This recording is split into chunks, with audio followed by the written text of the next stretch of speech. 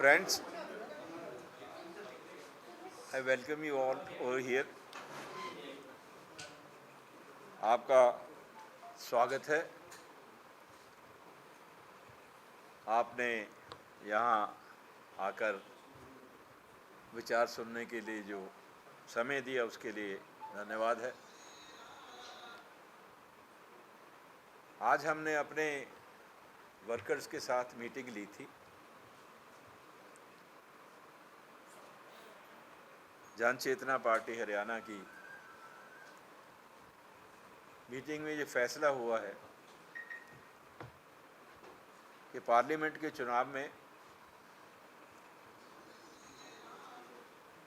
माननीय प्रधानमंत्री नरेंद्र मोदी जी के पिछले 10 साल के कार्यकाल को देखते हुए और उनके दूरंदेशी फैसले जो उन्होंने पिछले 10 साल में लिए हैं और आने वाले समय में अगले 5 वर्ष के लिए उनके मन में हैं, जो जनता के लिए, देश के भविष्य के लिए, देश के उज्जवल भविष्य के लिए बहुत ज़रूरी हैं, उनको देखते हुए ये फैसला सब ने सर्वसम्मति से लिया है कि हरियाणा जन चेतना पार्टी पूरे प्रदेश में प्रदेश की 200 सीटों पर एक्टिवली काम करते हुए भारतीय जनता पार्टी के सभी उम्मीदवारों का समर्थन करेंगी और उनके लिए काम करेंगी, ताकि देश में बहुमत के साथ, पिछले चुनाव से भी ज़्यादा बहुमत के साथ एक सशक्त मजबूत सरकार माननीय नरेंद्र मोदी जी के नेतृत्व में बन सके, उसके लिए हमारी पार्टी के सभी कार्यकर्ता प्रयासरत रहेंगे और पूरी निष्ठा के साथ घर घर जाकर उनकी नीतियों का प्रचार करेंगे और उनके समर्थन के लिए वोट मांगेंगे। आज की मीटिंग में ये फैसला लिया गया और साथ ही अंबाला में जो भारतीय जनता पार्टी के उम्मीदवार हैं श्रीमती बंतो कटारिया जी, उनका भी शहर में, गांव में, सिटी में, कैंट में, नारायणगढ़, यमुनानगर, जगाधरी, पंचकूला, कालका और सभी सीटों पर जाकर हम प्रचार करेंगे और हमारे जहाँ जहाँ कार्यकर्ता बैठे हैं सभी कार्यकर्ता उनके लिए कार्य करेंगे, उनकी जीत निश्चित करेंगे। और हमें पूरा विश्वास है, पार्टी के हर कार्यकर्ता को इस बात का पूरा विश्वास है कि 10 की 10 सीटें इस बार हरियाणा में बीजेपी जीत के आएगी और कांग्रेस को एक बहुत करारी हार मिलेगी। धन्यवाद। आप जो कोई प्रश्न करना चाहें। लोकसभा फैसला लिए विधानसभा आई नहीं, विधानसभा के आगे हैं, जब आएंगे तो अभी तो आए नहीं आपको दिख रहे हैं? नहीं, अभी नहीं, चुनाव अभी लोकसभा का विधानसभा का तो उसी की बात करेंगे ना। आप मेरा मत उसी की बात करेंगे ना जी।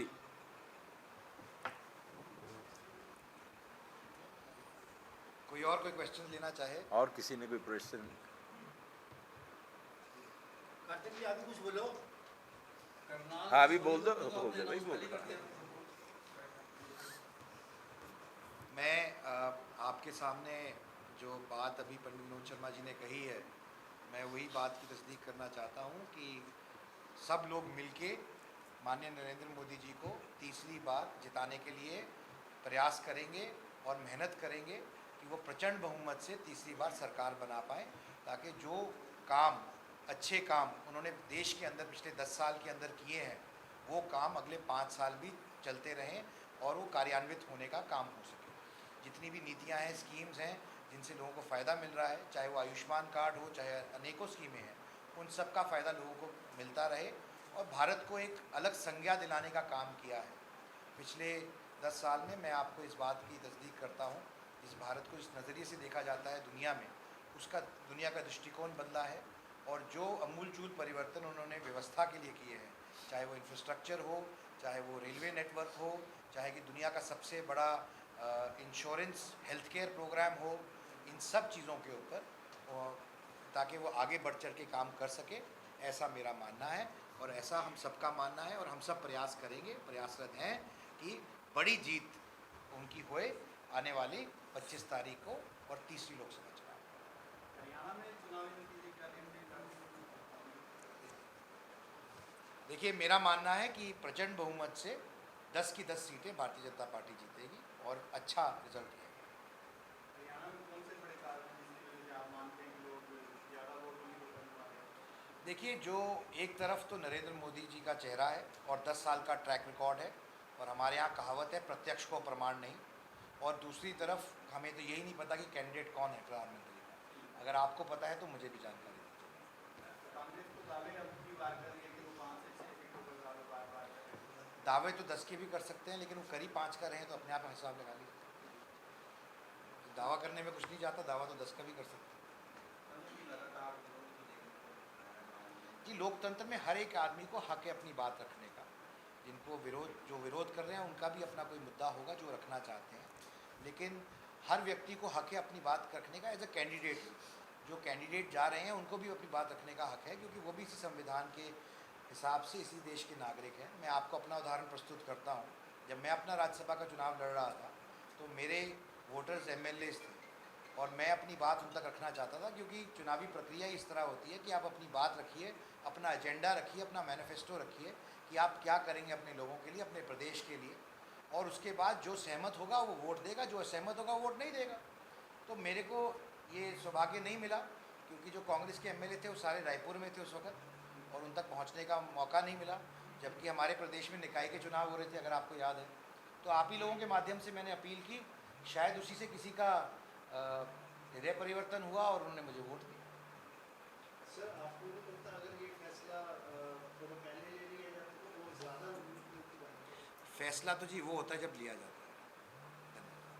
भाई साहब, जैसे बाला शहर में बीजेपी और HJP की आपस में नहीं बनती, उस हिसाब से कैसे चुनाव प्रचार होगा? है। देखिए, जब हमने बड़े स्पष्ट शब्दों में कहा है कि एक एक वर्कर शहर में भी भारतीय जनता पार्टी के उम्मीदवार जो पार्लियामेंट में खड़े हैं बंतो कटारिया जी, उनके लिए काम करेगा। अनिल जी, आपका पूरे हरियाणा भर में अगर बात करें, ब्राह्मण समाज में बड़ा प्रभाव है, तो क्या पूरे स्टेट के ब्राह्मणों को भी एकजुट करने की कोशिश करेंगे बीजेपी के साथ? कोई बीजेपी कोई व्यक्ति नहीं है, पार्टी है। शहर की बात कर रहा हूँ सर, इसलिए नहीं, शहर की अलग थोड़ी है, पार्टी तो एक ही है पूरे देश में। शर्मा जी रह करके एक बार प्रश्न जनता में एक- आता है कि शर्मा जी आज बीजेपी में जा रहे हैं, आज बीजेपी में जा रहे हैं, ये चर्चा कब खत्म होगा? नहीं, देखो, ऐसा तो आपके मन में प्रश्न स्वाभाविक है। स्वाभाविक है कि हर व्यक्ति के मन में आ सकता है प्रश्न, लेकिन ऐसा कुछ हुआ नहीं, ना हो रहा है। ये तो हम तो पार्टी के तौर पे मीटिंग करके पार्टी की तरफ से हम पूरी सपोर्ट दे रहे हैं, क्योंकि हम उनकी नीतियों में विश्वास करते हैं। हम प्रधानमंत्री जी को समझते हैं कि देश के लिए उन्होंने अच्छा कार्य किया है, ये तो दलगत और आगे आने वाले समय में भी देश को आगे ले जाने की जो उनकी कोशिश है, हम उनके समर्थक बन के उनका साथ देना ये तो चाहते हैं। दलगत समर्थन हो गया। विनोद शर्मा जी का समर्थन खुला करो। नहीं, मैं भी तो दल का ही हिस्सा हूँ, मैंने दल आज के से नहीं। दल के हेड तो विनोद शर्मा जी दल हैं, का ही- और ये आज का समर्थन नहीं है। अगर आप निकाल के देखेंगे 2014 से जब मैंने पहली कुरुक्षेत्र में मीटिंग की, बड़ा जलसा किया था, उसी वक्त कहा था कि हम प्रधान नरेंद्र मोदी जी को सपोर्ट करेंगे, तभी से चल रहा है। आप पूछे थे अब आपका हरियाणा के हर जगह पे ब्राह्मण समाज में बड़ा प्रभाव रहता है, वो लोग आपको अग्रणी के तौर पे मानते हैं, तो क्या मान के चलिए आप उन सबको बीजेपी के साथ एकजुट करने का प्रयास करेंगे? ब्राह्मण समाज के और मैसेज आएंगे, क्योंकि प्रभाव है तो सवाल उसके लिए पूछ रहे हैं आपसे। देखिए, ऐसा है कि मैं जातिगत राजनीति में विश्वास नहीं रखता हूँ। एक समाज के प्रति मेरी आस्था जो है वो राजनीति से प्रेरित नहीं है। समाज के प्रति जो मेरी आस्था है वो मेरा समाज मेरा गौरव है, और मेरी आस्था उनके प्रति ये मेरा कर्तव्य है, लेकिन वो राजनीति से प्रेरित नहीं है। उसके बीच में राजनीति नहीं लाता हूँ। इसलिए मैं समझता हूँ कि जो भी समाज भारतीय जनता पार्टी की सपोर्ट कर रहा है, आज उनके कामों की वजह से कर रहा है। और हम ये भी मैं कहना चाहूँगा कि हरियाणा में जाति के नाम पे जो राजनीति जो भी लोग करते हैं उससे हरियाणा का नुकसान होता है। पीछे हुआ, आपको याद होगा 2016 में कितना नुकसान हुआ था, कितनी बड़ी हिंसा हुई थी, आपने देखा उस हिंसा में कितना नुकसान हुआ, इससे हम सब जानू हैं। उससे तो बचना चाहिए, ऐसा समय दोबारा हरियाणा में नहीं आना चाहिए। Thank you. बहुत बहुत धन्यवाद। Thank you.